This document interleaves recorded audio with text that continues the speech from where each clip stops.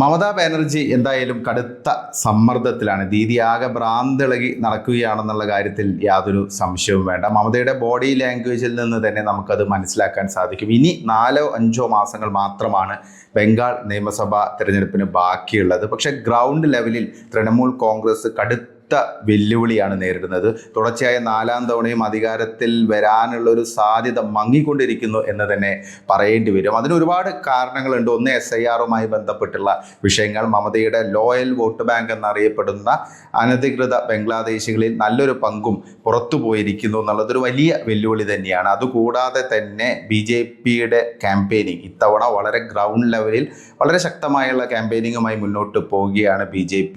മഹാരാഷ്ട്രയൊക്കെ പിടിച്ച ഭൂപേന്ദ്ര യാദവിനാണ് ചുമതല നൽകിയിരിക്കുന്നത്. അതുകൂടാതെ തന്നെ ഹിന്ദു ഏകീകരണം BJPക്ക് അനുകൂലമായി വരുന്നു എന്നുള്ളൊരു ആശങ്ക മമതാ ബാനർജിക്കുണ്ട്. അതിൻ്റെ ഭാഗമായിട്ടാണ് മമതയുടെ ആ ഒരു ഹിന്ദു വിരുദ്ധ സമീപനമൊക്കെ ഇപ്പോൾ മയപ്പെട്ടിട്ടുണ്ട്. മമത ആ രീതിയിൽ ഒരു വളരെ സെക്യുലർ ആണെന്നൊക്കെ കാണിക്കാനുള്ള ശ്രമങ്ങളൊക്കെ നടത്തുന്നുണ്ട്. തൃണമൂൽ കോൺഗ്രസ് സ്പോക്സ് പേഴ്സൺസിൻ്റെയൊക്കെ സ്റ്റേറ്റ്മെൻറ്റ്സ് ഒക്കെ ആ രീതിയിലാണ് ഇപ്പോൾ വന്നുകൊണ്ടിരിക്കുന്നത്. മമതാ ബാനർജി ഇത്രയും അധികം വെല്ലുവിളികൾ നേരിടുന്നതിനിടയിലാണ് മറ്റൊരു തലവേദനയായിട്ട് ഹുമയൂൺ കബീറിൻ്റെ, മുൻ തൃണമൂൽ കോൺഗ്രസ് നേതാവ് ഹുമയൂൺ കബീറിൻ്റെ പൊളിറ്റിക്കൽ പാർട്ടി വന്നിരിക്കുന്നത്. ജനത ഉന്നയാൻ പാർട്ടി എന്നുള്ള രീതിയിൽ, പീപ്പിൾസ് അപ്ലിഫ്റ്റ്മെന്റ് പാർട്ടി എന്നൊക്കെ വേണമെങ്കിൽ പറയാം. ഈ രീതിയിൽ ഒരു പൊളിറ്റിക്കൽ പാർട്ടി രൂപീകരിച്ചിരിക്കുകയാണ് ഹുമയൂൺ കബീർ. ഒരു മുസ്ലിം സെൻട്രിക് പാർട്ടി എന്ന് നമുക്ക് പറയാൻ സാധിക്കും. മമതാ ബാനർജിയുടെ ആദ്യത്തെ മന്ത്രിസഭയിൽ അംഗമായിരുന്നു ഹുമയൂൺ കബീർ. കോൺഗ്രസിൽ നിന്ന് തൃണമൂലിലെത്തി, പിന്നീട് BJP പോയി വീണ്ടും തൃണമൂലിലെത്തിയ നേതാവാണ് ഹുമയൂൺ കബീർ. പക്ഷേ ഈ ബാബറി മസ്ജിദ് നിർമ്മാണവുമായി മുന്നോട്ട് പോകാനുള്ള തീരുമാനത്തെ മമതാ ബാനർജി എതിർത്തു. അതിനെ തുടർന്നാണ് പാർട്ടിയിൽ നിന്ന് സസ്പെൻഡ് ചെയ്തത് ഹുമയൂൺ കബീറിനെ. പിന്നീട് ഹുമയൂൺ കബീർ പുതിയ പൊളിറ്റിക്കൽ പാർട്ടി രൂപീകരിക്കുന്ന ഒരു സാഹചര്യമാണ് ഇപ്പോൾ ഉണ്ടായിരിക്കുന്നത്.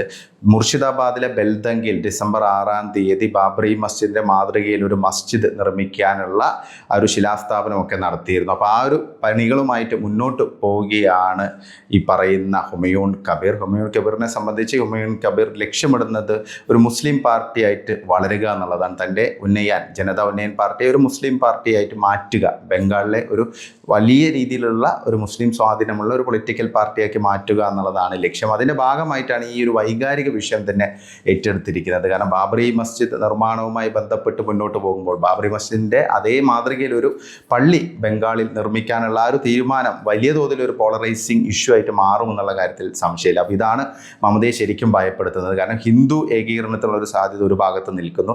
അതുമാത്രമല്ല മുസ്ലിം വോട്ട് ബാങ്ക്, തൻ്റെ ലോയൽ മുസ്ലിം വോട്ട് ബാങ്ക്, ബംഗാളിലെ 27% വരുന്ന അല്ലെങ്കിൽ അതിലധികം വരുന്ന മുസ്ലിം വോട്ട് ബാങ്കിൽ ഒരു വലിയ വിള്ളൽ ഉണ്ടാക്കാൻ ഈ പറയുന്ന പാർട്ടിക്ക് സാധിക്കുമോ എന്നുള്ളൊരു ആശങ്ക തൃണമൂൽ കോൺഗ്രസിനുണ്ട്.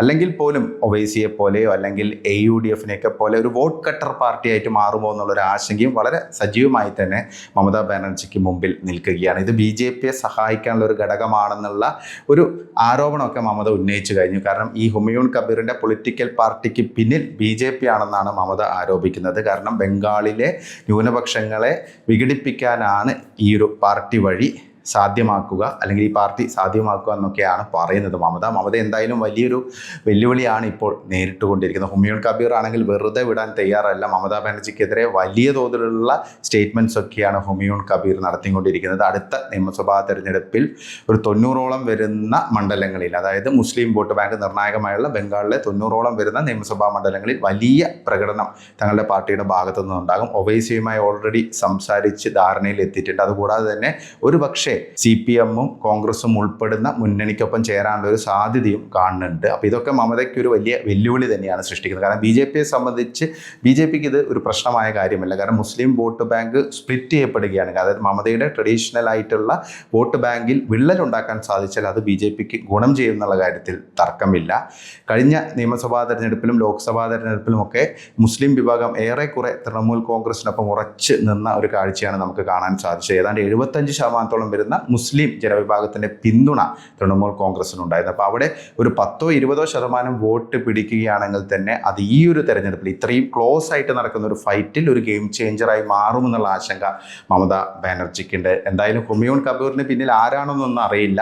പക്ഷേ ഹുമയൂൺ കബീർ ഇപ്പോൾ ഒരു ഫാക്ടറായി മാറിയിട്ടുണ്ട്. വലിയ മുന്നേറ്റം ഉണ്ടാക്കിയില്ലെങ്കിൽ പോലും ബംഗാളിലെ മുസ്ലിം ഭൂരിപക്ഷ ജില്ലകളിലൊക്കെ ഈ പാർട്ടിയുടെ ഒരു ഇമ്പാക്റ്റ് ഉണ്ടാകുമെന്നുള്ള കാര്യത്തിൽ തർക്കമില്ല. 3 ജില്ലകൾ ബംഗാളിൽ മുസ്ലിം ഭൂരിപക്ഷം ഭൂരിപക്ഷമാണ്. അപ്പോൾ ഈ മുർഷിദാബാദ് ആണ് ഈ പറയുന്ന ഹുമയൂൺ കബീറിൻ്റെ പ്രധാന കേന്ദ്രം. അപ്പോൾ അവിടെ നിന്നുള്ള MLA കൂടിയാണ്, അവിടുത്തെ ഭരത്പൂർ എന്ന് പറയുന്ന കോൺസ്റ്റിറ്റ്യുവൻസിയിൽ നിന്നുള്ള MLA ആണ് ഹുമയൂൺ കബീർ. പിന്നെ മറ്റൊരു കാര്യം പറയുന്നത്, ഈ ഹുമയൂൺ കബീറിന് മുമ്പ് BJP ബന്ധമുണ്ടായിരുന്നു. 3 വർഷത്തോളം BJPയിൽ പ്രവർത്തിച്ച ഒരു നേതാവ് കൂടിയാണ് ഹുമയൂൺ കബീർ. അപ്പോൾ ഈ ഹുമയൂൺ കബീർ BJPയുടെ ഒരു B ടീമായിട്ട് വളരുന്നു എന്നുള്ള ഒരു ആരോപണമാണ് തൃണമൂൽ കോൺഗ്രസ് ഉന്നയിക്കുന്നത്. എന്തായാലും ഹുമയൂൺ കബീറിൻ്റെ പുതിയ പൊളിറ്റിക്കൽ പാർട്ടി വലിയ ചർച്ചയായി മാറിയിരിക്കുകയാണ് ബംഗാളിൽ. ഇത് എത്രത്തോളം ഇലക്ടോറലി ഇതിനൊരു സിഗ്നിഫിക്കൻ്റ് ആയുള്ള റോൾ ഉണ്ടാവും എന്നുള്ള കാര്യം എന്തായാലും നമ്മൾ കണ്ടറിഞ്ഞ് തന്നെ മനസ്സിലാക്കേണ്ടി വരും.